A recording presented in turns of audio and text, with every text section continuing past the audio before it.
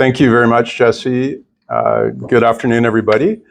A real pleasure to be here. I'd just like to acknowledge my colleagues who I'm going to be presenting with, and I appreciate the opportunity to go first. I was going to go last, but I think now I can be critiqued as the one man on the panel who maybe doesn't say the right things. We'll see how that goes, but I'm going to try and do my best to share some ideas around leadership essentials, and some of the context going forward. And I'm really pleased to be joined here by leaders in their own right. And thanks to the CIM and Jessie and her team for inviting me here today. And thanks for everybody finding this room. We were kind of chatting at the beginning about leadership being stuck in the final corner of the side of the conference room, whether that meant anything, but the fact that all you folks are showing up, maybe we'll have a good discussion here today. So I just have a few slides, and I want to focus on a couple of ideas here around leadership. And you know, I've been really privileged in my career to work with some extraordinary people, some people that are extraordinary leaders in their own right, and at all levels within the organization. So from the front line within operations all the way through to the executive suite. And we see leadership sort of manifesting itself in a lot of different ways. And I've seen some leaders excel when they have challenges, when they faced with issues. And I've seen others that maybe didn't meet the challenge and fell behind. I've seen examples of people being held back because of their gender, because of their race, because of their background, whatever, when it isn't fair. I've experienced that, I've seen it. And I can say, admittedly, I haven't always spoken up when I should have and had the courage to kind of challenge something when I've seen it. And as I've gotten a little bit older in my career, I realize, you know, leadership is sometimes about, well, a lot of the time is about having the courage to say something when maybe you see something that isn't right. And, you know, I think of a story when I was just quite a bit younger than I am now. I was in my early, about 33 years old, and I had the opportunity to be, I was hired as the president and CEO of the Mining Association of British Columbia. And the previous gentleman who was there was double my age. So I was 33, he was 66, he left. And there was a small selection committee, and they brought me in, and it was a big deal for me because I left my previous job was like a pretty small little office over in the corner, and then I walked in, had this giant oak desk and big room, and had staff and all these kind of things, and it was a bit of a time of kind of like reflection. I'm like, wow, look, this is a pretty big deal. And I remember going into my first board meeting, and I had so many ideas. I was thinking about economic reconciliation. I'd worked in Indigenous communities in my career. I come with a Master's of Science in Environmental Management and Business. And so my perspective wasn't necessarily the same as the person before me who went on to become a CEO of a coal company at the time. And it was a shift at the time. And so I remember sitting down in my first board meeting, and I walked into the boardroom, and they were all the CEOs and chairmen of all the producing operators in the province. And so, these are older guys, all guys at the time. And they've been around school of kind of hard knocks and seen things come and go and cycles come and go, and not a lot of time for, sensitivity around stuff. It was sort of get business done, right? And I can always remember coming into the room and sitting down in my first board meeting, and I'm just a young guy, and I was like, okay, I want to do this, I want to do that, I want to try these things.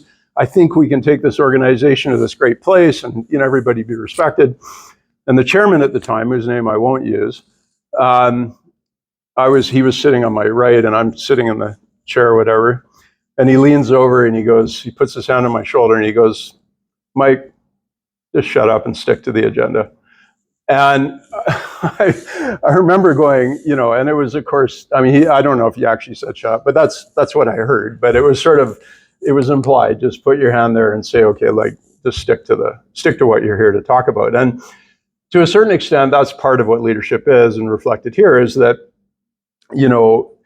sometimes we're following, sometimes you want to speak up, but a lot of times the momentum is going in the other direction, and leadership takes the ability to have a bit of courage. And the last thing I'll just mention is that we're at a time in our business, the mining and minerals industry, where nobody's talked about us so much ever. You know, I don't think I've heard the Prime Minister in our talk about mining or president or whatever ever, and to this degree. And so we have an opportunity, but we also have quite a spotlight on what we're doing. And so I think leadership in and of itself is really, really important going forward. So I wanted to just start with this, and the artwork you see in the center, for those of you who might have seen this before, it's a parable from the early 1800s, and it's called Blind Man and the Elephant. And the idea there is that there's you can see five men, they're all blind, they have never seen an elephant before or encountered an elephant before, and when they're asked to describe what it is all dependent, you know, when one guy's touching the leg, the other the tail, the other the touch. They have a very, very different impression of what they're looking at, but it's actually only one elephant. And I would offer, when we talk about leadership, there's a certain element of that. And I've just listed some of the key issues, and a lot of these are being covered, of course, here at CIM. You know, you got ESG performance, big driver, profitability and share price, our health and safety record, operational success. Of course, if you're an operating company, everybody's going to be looking at that. We're talking a lot about carbon emissions, greenhouse gas emissions, what your inventory look like. Are you innovating? If you're an exploration and mining company, do you have any discovery success, or are you just buying other companies? What's your record on human rights? Indigenous relationships is a big, big deal. Where are you at on that? Environmental stewardship, governance, diversity of your team. And there's more, right? But the point being is that leadership, as defined in the mining industry, comes at it from a lot of different perspectives, and it really depends on who are you looking at. And when you consider what the audience is for when you're talking about company leadership or executive leadership, you've got your shareholders, investors, and I know I've served as a CEO of a company, and I've sat in a room, and I want to talk about a lot of those things, but often it's just what's your share price and where are you going? That's the thing people are interested in. So sometimes that, but they may have broader perspectives. Government, they want to look at your company, they want to look at you, they want to see what your performance is. Indigenous communities is a different audience. What is your record of working within a community, not just here, but elsewhere around the world? Concerned citizens are going to have a different perspective when they're looking at leadership. Not concerned maybe about your share price, but they are concerned about whether you're going to leave a mess behind. Suppliers have a different consideration. NGOs, market analysts, competitors. There's a big talk about retaining and getting new employees into your company. Well, they're looking at your leadership. Are you a company that you actually want to be a part of? Is this an organization that reflects my values? And I know that is a big part of for us and the work that we do, where we find that perspective of do you want to be associated with that company? Do they reflect your values? And so depending on your audience, these things are all different. And then of course, internal is equally as important. You have your employees, your board and your senior management, and then I included family in that because, I don't know what happened there. Somebody leaning against the lights at the back. Okay.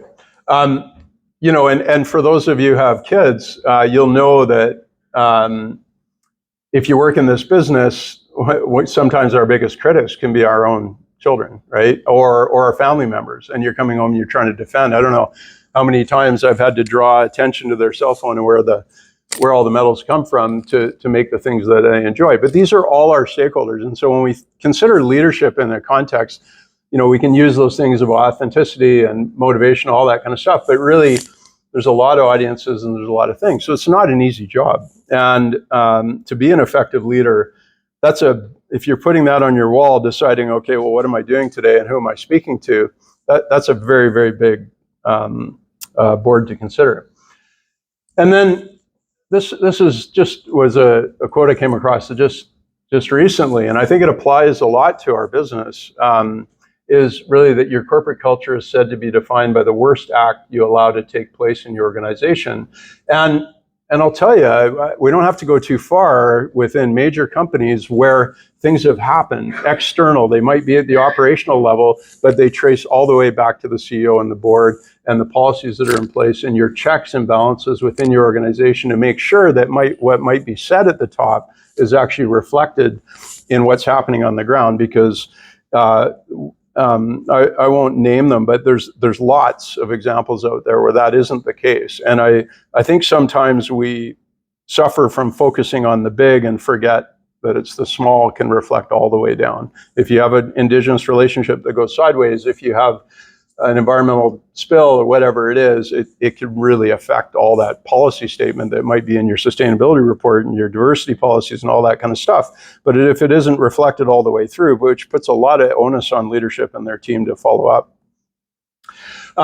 I just a call out, I want to acknowledge my co-author, Christy Smith, who's sitting in the front here, extraordinary woman, has been speaking at this conference in a couple of different areas. And so if you're lucky enough to hear those, and if you want, this book's on Amazon, it's all that kind of stuff. But we wrote this as two perspectives. I'm non-Indigenous, Christy's from the Comox First Nation. We wrote this as an idea around advancing the ideas of reconciliation. And the leadership, some of the stuff I'm going to talk about just as we complete this, comes out of that work, where reconciliation in many respects is about leadership and the ability to step outside your comfort zone and really focus on building strong relationships. So I just wanted to make reference to that.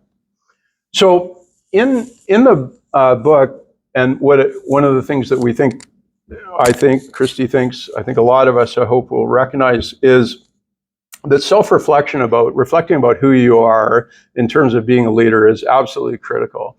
And in fact, this is what we started the conversation in, because there tends to be, when you're talking about around issues of reconciliation or anything we're doing out in the business, there can often be you can get into that process of focusing on the academic side of it, of the steps you have to take, go out and engage, build relationships. But what does it actually mean? And what are the values of the people that you're dealing with? And in fact, when it comes to understanding what you know and what you don't know, what you believe, all that kind of stuff, these are tough discussions. And they're not things that we do a job of within the technical framework of engineering or geology or even finance. And they tend to be the soft stuff. But at the end of the day, understanding who you are, what biases you have, what you bring into the room is absolutely critical. And if you're not good at it, it can really trickle down into whether those relationships are actually authentic. And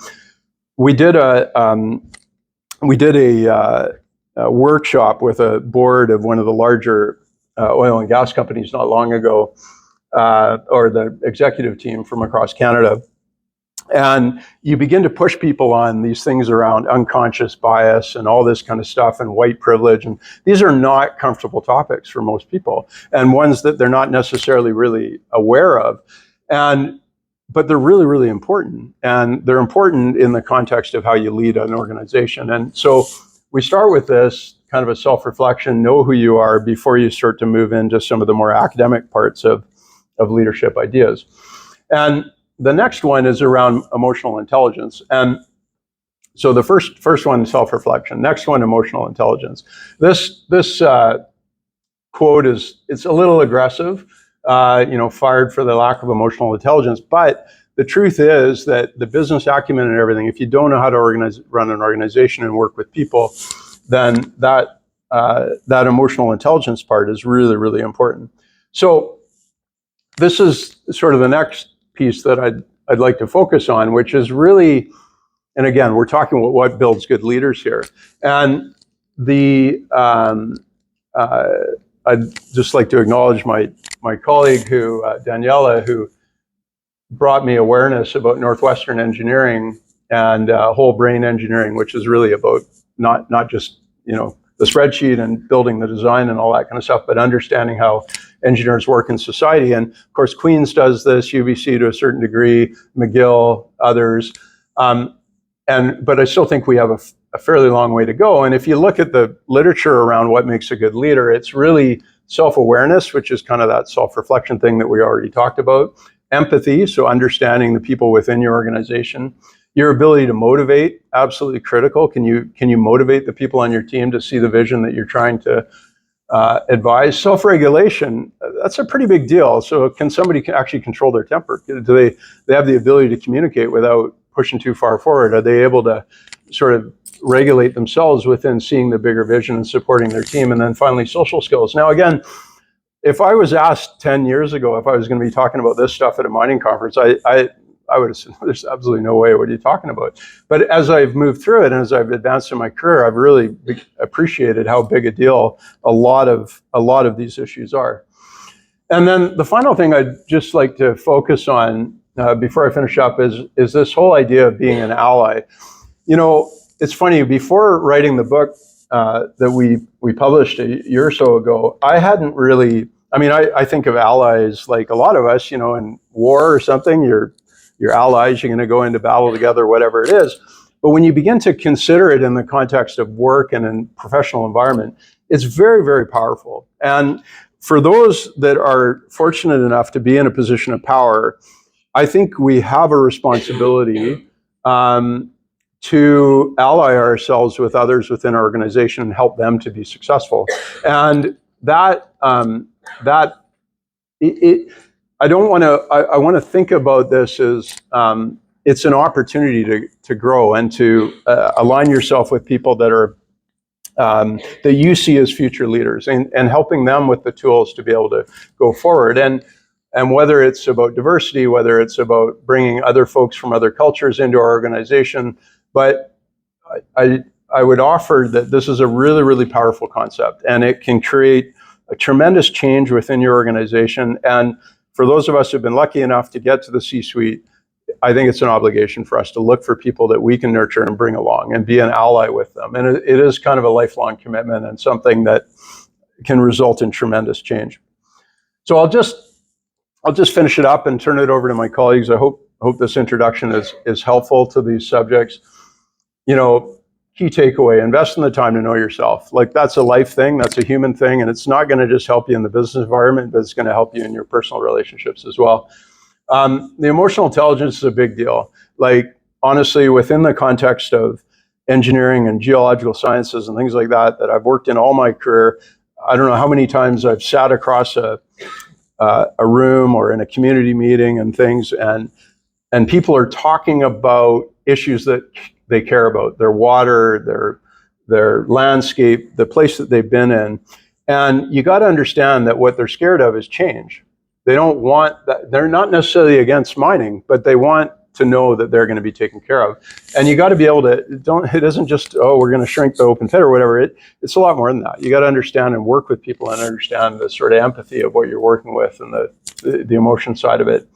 The allyship, I think, is really important. And then the last thing I'll just say is, if you hire the people at the bottom that do all these things on the top, you're going to build a really, really strong, resilient organization. And I think be seen and recognized as leaders in the future. So thank you very much.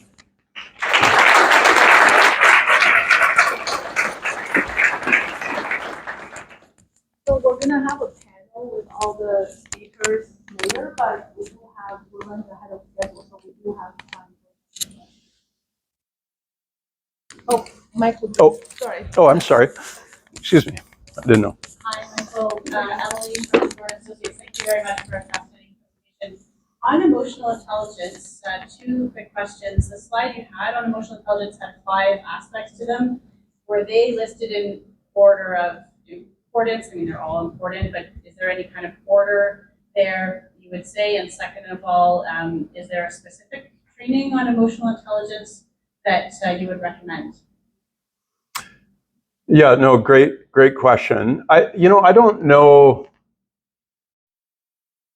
And in fact, maybe even writing them as 1 to 5 was a bit of a mistake, because it isn't really a 1 to 5 thing. And that's the lister in me, just using things. I don't know if I would, because in fact, and in many respects, they're self-reinforcing one over the other, aren't they? Like if you have empathy, you likely have a high degree of self-awareness, and if you have empathy, you probably can regulate yourself better than maybe some that wouldn't. So I don't think I would suggest that there's a particular order. I think they.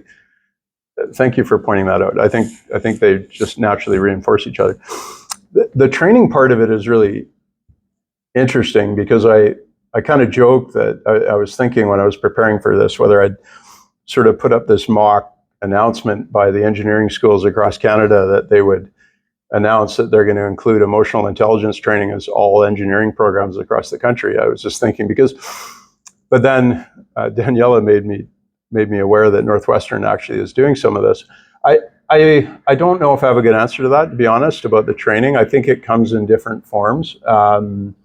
There's certainly some good reference material that can be used, but maybe that's an opportunity to figure a bit of that out. I'm not aware of any specific courses that drive that. It's been more life experience and awareness. So.